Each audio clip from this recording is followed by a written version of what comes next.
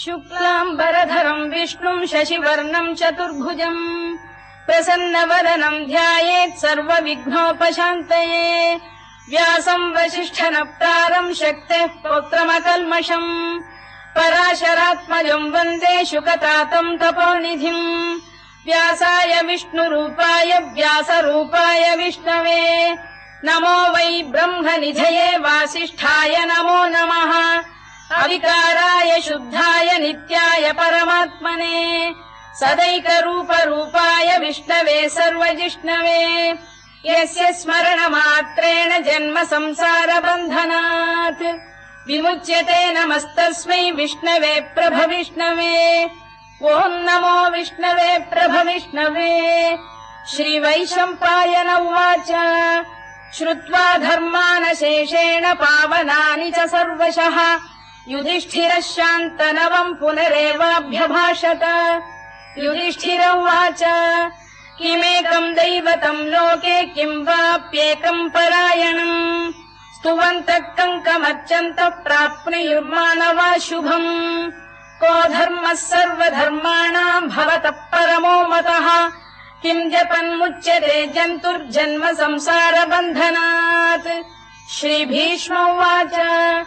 जगत्प्रभुम् देवदेवमनन्तम् पुरुषोत्तमम् स्तुवन्नाम सहस्रेण पुरुषः सततोत्थितः तमेव चार्चयन्नित्यम् भक्त्या पुरुषमव्ययम् ध्यायम् स्तुवन् नमस्यम् च यजमानस्तमेव च अनादिनिधनम् विष्णुम् सर्वलोकमहेश्वरम् लोकाध्यक्षम् स्तुवन्नित्यम् सर्वदुःखातिगो भवेत् ब्रह्मण्यम् सर्वधर्मज्ञम् लोकानाम् कीर्तिवर्धनम् लोकनाथम् महद्भूतम् सर्वभूतभवोद्भवम् एष मे सर्वधर्माणाम् धर्मोऽधिकतमो मतः यद्भक्त्या पुण्डरीकाक्षम् स्तवैरच्चेन्नरः सदा परमम् यो महत्तेजः परमम् यो महत्तपः परमम् यो महद्ब्रह्म परमम् यः परायणम् पवित्राणाम् पवित्रम् यो मङ्गलानाम् च मङ्गलम् दैवतम् देवतानाम् च भूतानाम् यो व्ययक्पिता यतः सर्वाणि भूतानि भवन्त्यादियुगागमे यस्मिंश्च प्रलयम् यान्ति पुनरेव युगक्षये तस्य लोकप्रधानस्य जगन्नाथस्य भूपते विष्णोर्नाम सहस्रम् मे शृणु पापभयापहम् यानि नामानि गौणानि विख्यातानि महात्मनः ऋषिभिः परिगीतानि तानि वक्ष्यामि भूतये ऋषिर्नाम्नाम् सहस्रस्य वेदव्यासो महामुनिः छन्दोऽनुष्टुप् तथा देवो भगवान् देवकीसुतः अमृतांशुद्भवो बीजम् शक्तिर्देवकी नन्दनः त्रिसामाहृदयम् तस्य शान्त्यर्थे विनियुज्यते विष्णुम् जिष्णुम् महाविष्णुम् प्रभविष्णुम् महेश्वरम् अनेकरूपदैत्यान्तम् नमामि पुरुषोत्तमम् अस्य श्रीविष्णोर्दिव्यसहस्रनामस्तोत्रमहामन्त्रस्य श्रीवेदव्यासो भगवान् ऋषिः अनुष्टुप्छन्दः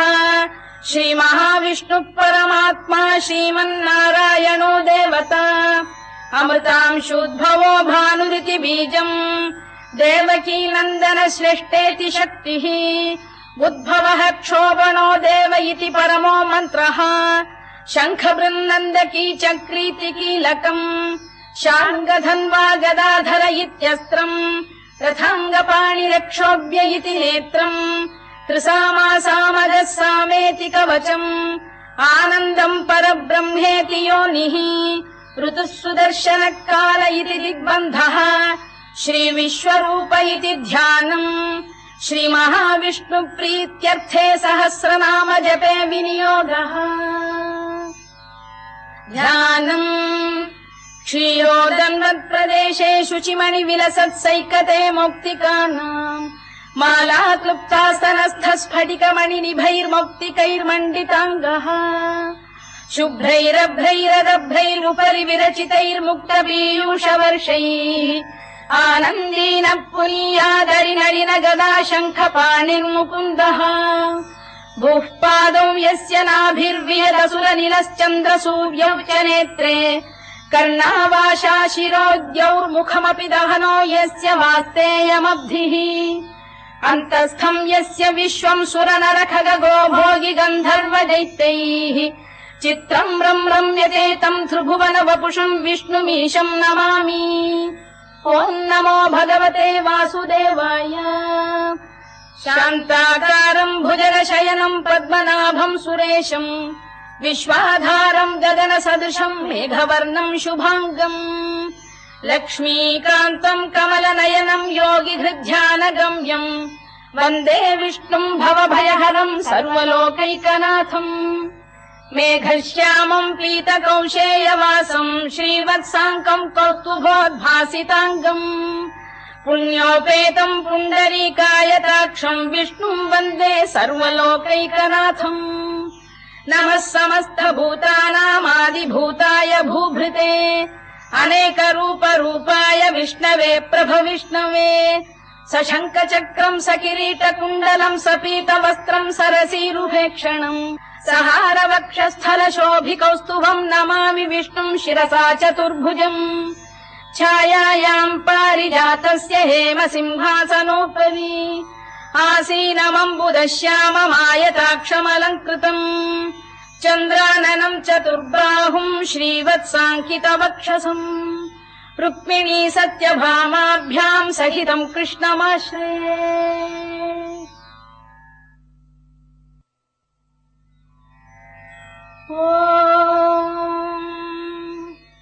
विश्वम् विष्णुर्वषत्कारो भूतभव्य भवत्प्रभुः भूतकृद्भूतभृद्भावो भूतात्मा भूतभावनः भूतात्मा परमात्मा च मुक्तानाम् परमागतिः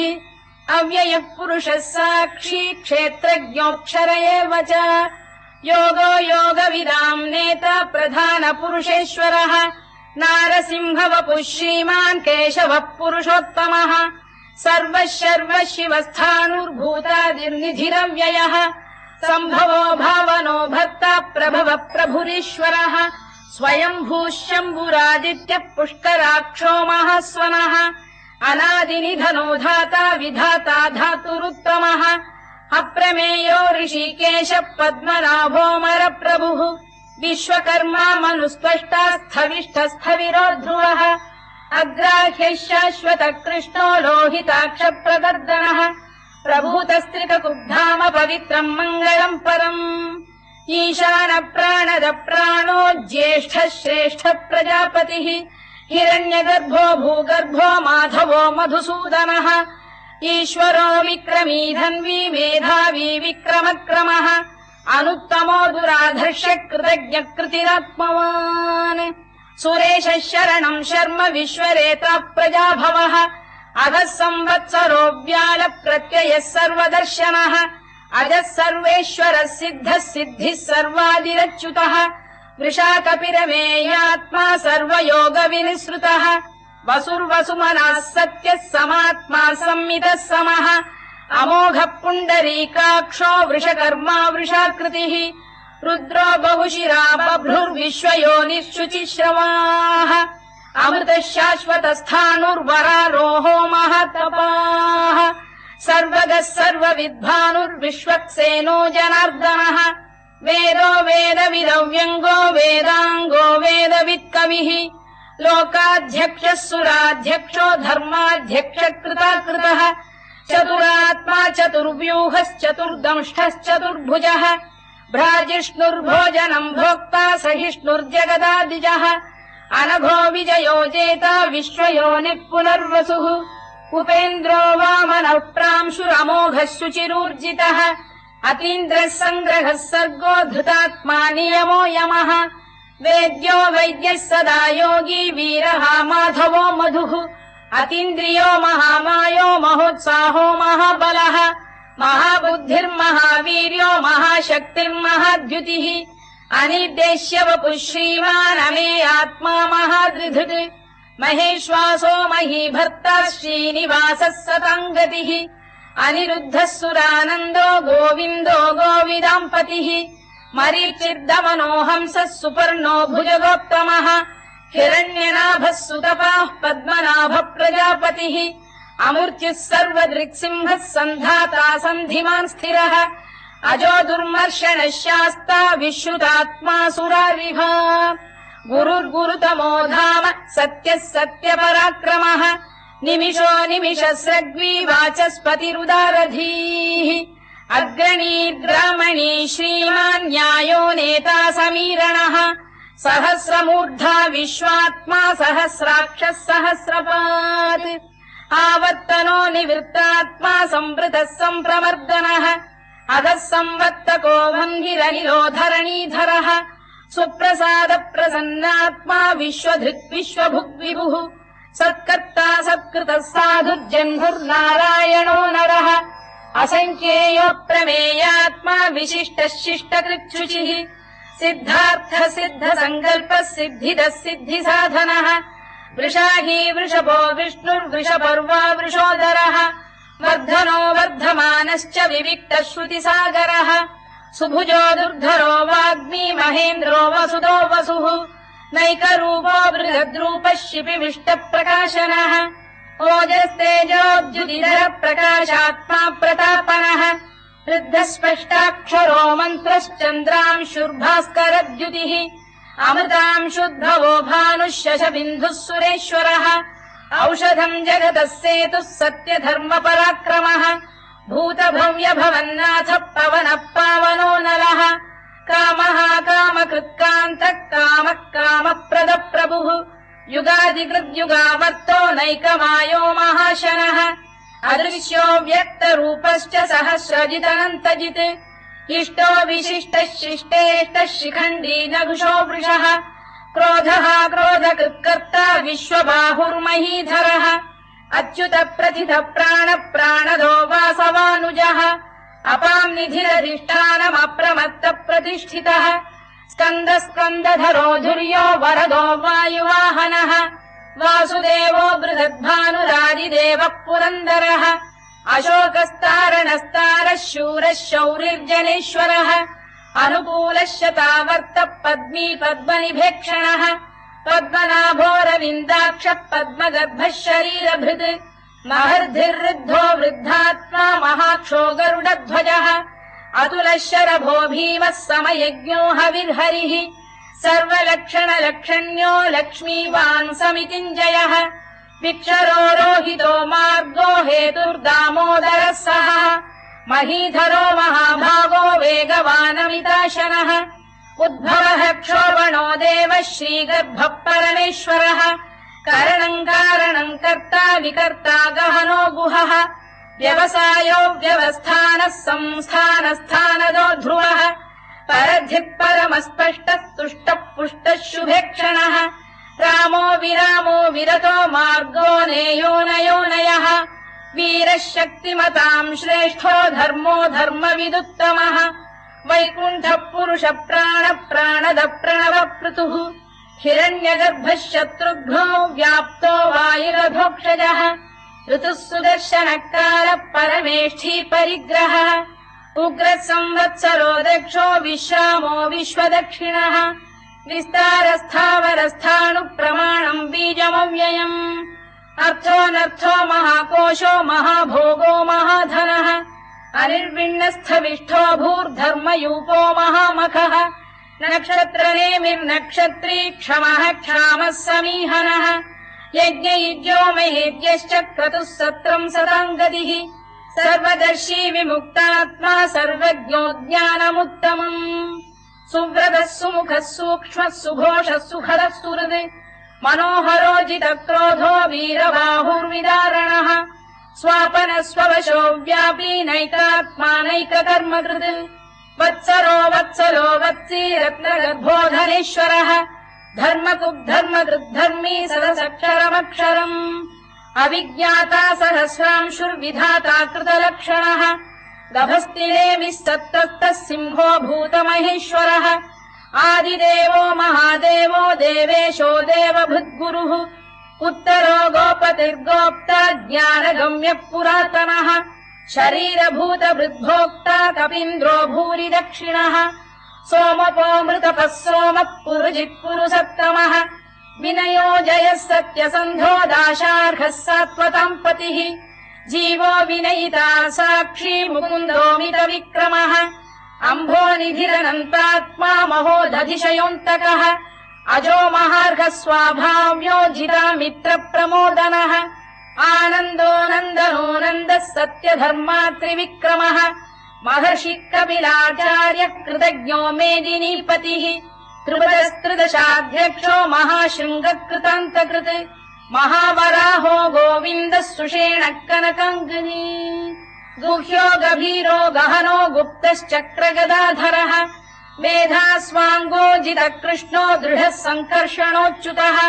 वरुणो वारुणो वृक्षः पुष्कराक्षो महामनाः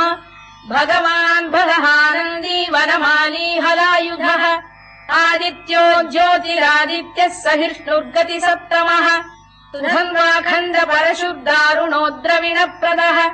दिवस्पृक् सर्वदृग्व्यासो वाचस्पतिरयो निजः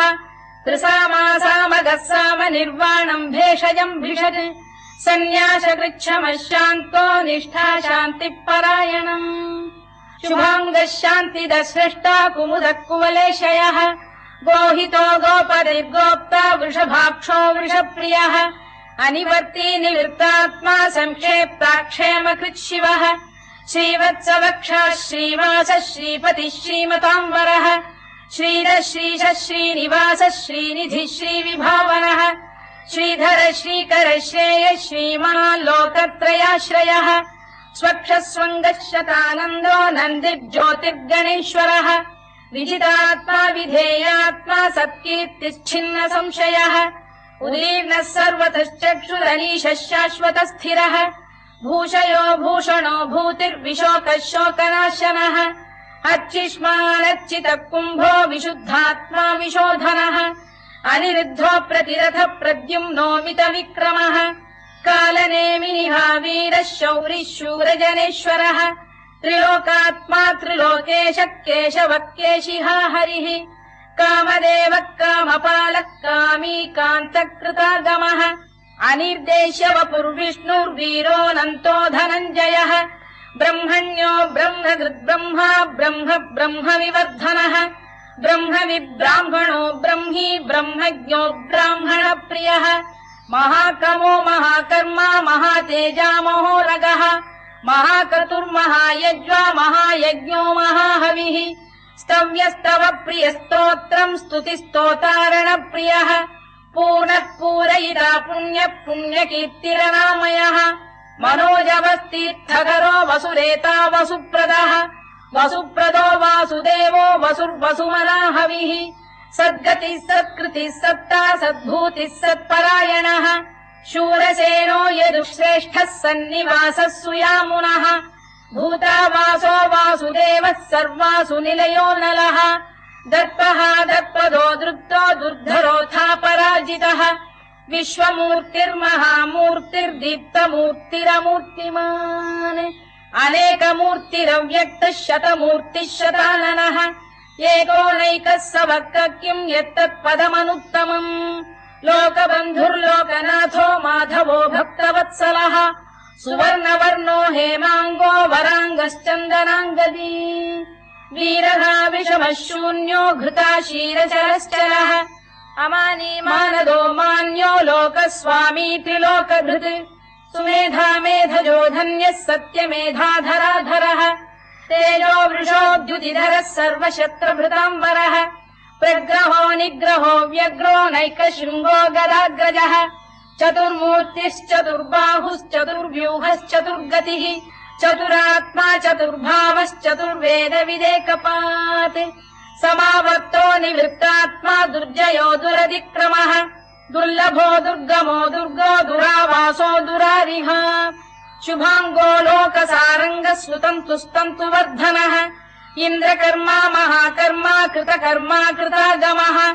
उद्भवः सुन्दरः सुन्दो रत्ननाभः सुलोचनः अर्को वाजसनः शृङ्गी जयन्तः सर्वविजयी सुवर्णबिन्दुरक्षोभ्यः सर्ववागीश्वरेश्वरः महाह्रदो महागर्तो महाभूतो महानिधिः कुमुदः कुन्दरः कुन्दः पर्जन्यः पावनो निलः अमृताशोऽमृतवपुः सर्वज्ञः सर्वतोमुखः सुलभः सुव्रतः सिद्धः शत्रुजिच्छत्रुतापनः न्यग्रोधोदुम्बरोश्चतश्चाणूरान्ध्रैषूदनः सहस्रार्चिः सप्तजिह्वः सप्तैधा सप्तवाहनः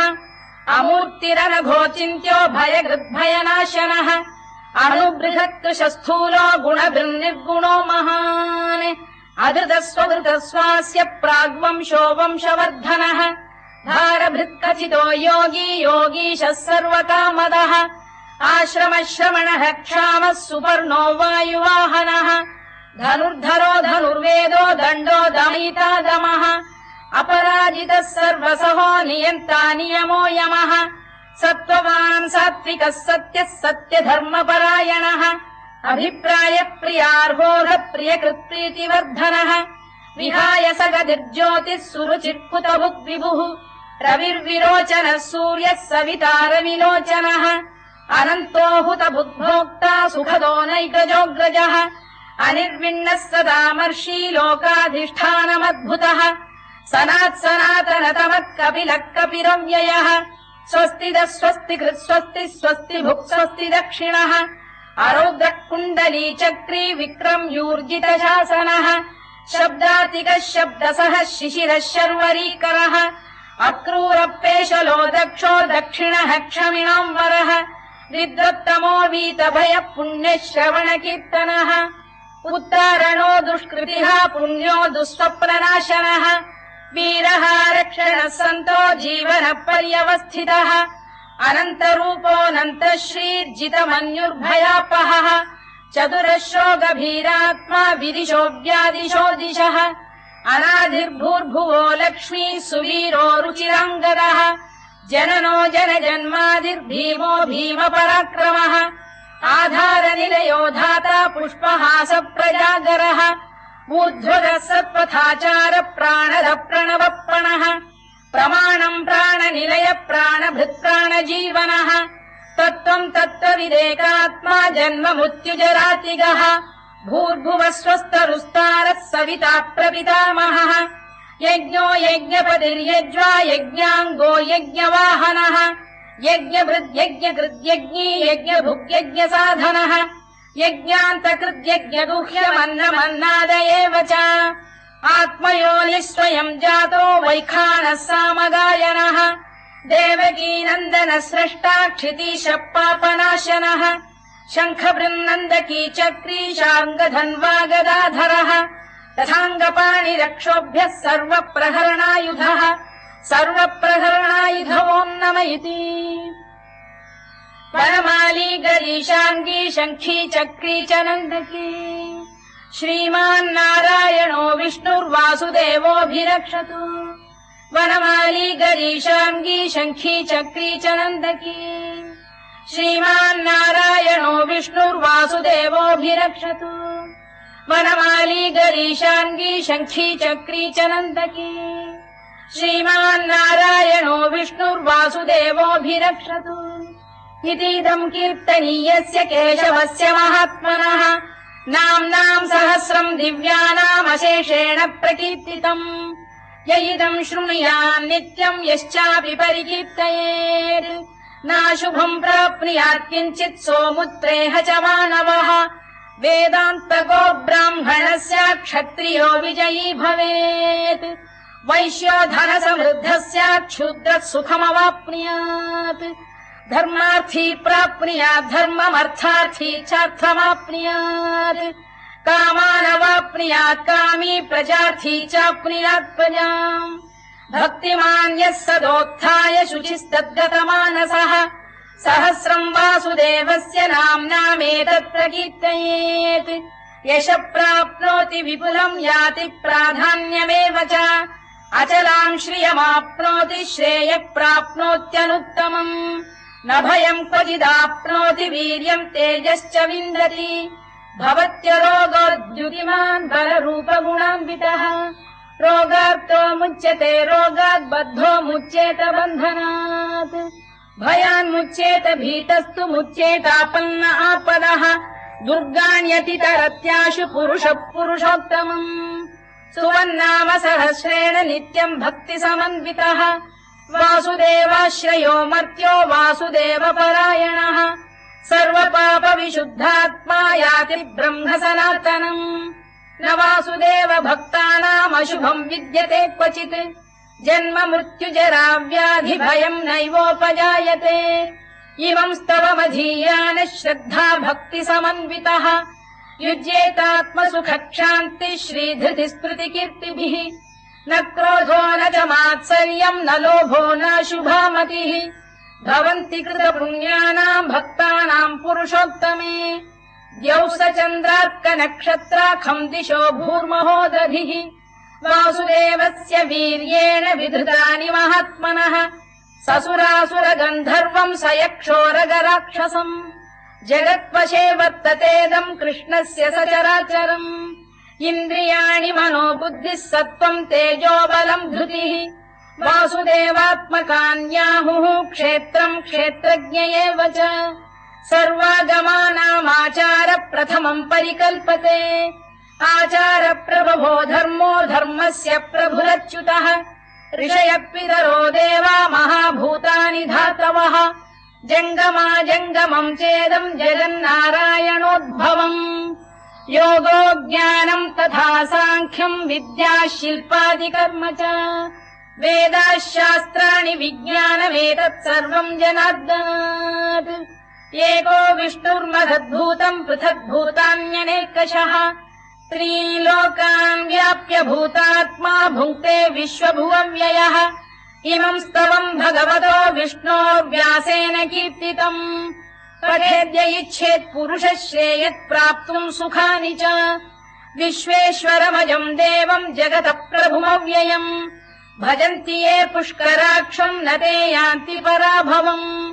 न ते यान्ति पराभवम् ओन्नम इति अर्जुनोवाच पद्मपत्र विशालाक्ष पद्मनाभसुरोत्तमा भक्तानामनुरक्तानाम् त्राता भव जनार्दन श्रीभगवानुवाच यो माम् नाम सहस्रेण स्तोतुमिच्छति पाण्डव सोऽहमेकेन श्लोकेन स्तुत एव न संशयः स्तुत एव न संशयोन्नम इति व्यास उवाच वासनाद्वासुदेवस्य वासितम् भुवनत्रयम् सर्वभूतनिवासोऽसि वासुदेव नमोऽस्तु ते वासुदेव नमोऽस्तु ते ओन्नम इति पार्वत्युवाच केनोपायेन लघुना विष्णोर्नाम सहस्रकम् पठ्यते पण्डितैर्नित्यम् श्रोतुमिच्छाम्यहम् प्रभो ईश्वर उवाच श्रीराम राम रामेति रमे रामे मनोरमे सहस्रनाम तत्तुल्यम् राम नाम वरानने श्रीराम राम रामेति रमे रामे मनोरमे सहस्रनाम तत्तुल्यम् राम नाम वरानने श्रीराम राम रामेति रमे रामे मनोरमे सहस्रनाम तत्तुल्यम् राम नाम वरानने राम नाम वरानन ओन्नम इति ब्रह्मोवाच नमोऽस्त्वनन्ताय सहस्रमूर्तये सहस्रपादाक्षि शिरोरुबाहवे सहस्रनाम्ने पुरुषाय शाश्वते सहस्रकोटियुगधारिणे नमः सहस्रकोटियुगधारिणे नम ओन्नम इति सञ्जय उवाच यत्र योगेश्वर कृष्णो यत्र पार्थो धनुर्धरः तत्र श्रीर्विजयो भूतिर्ध्रुवानीतिर्मतिर्मम श्रीभगवानुवाच अनन्याश्चिन्तयन्तो मां ये जनाः पर्युपासते तेषाम् नित्याभियुक्तानां योगक्षेमम् वहाम्यहम् परित्राणाय साधूनां विनाशाय च दुष्कृताम् धर्म संस्थापनार्थाय सम्भवामि युगे युगे आर्ता विषण्णाः शिथिलाश्च भीता घोरेषु च व्याधिषु वर्तमानाः संकीर्त्य नारायण शब्दमात्रम् विमुक्त दुःखाः सुखिनो भवन्तु कायेन वाचा मनसेन्द्रियैर्वा बुद्ध्यात्मना वा प्रकृते स्वभावात् करोमि यद्यत् सकलम् परस्मै नारायणायेति समर्पयामि।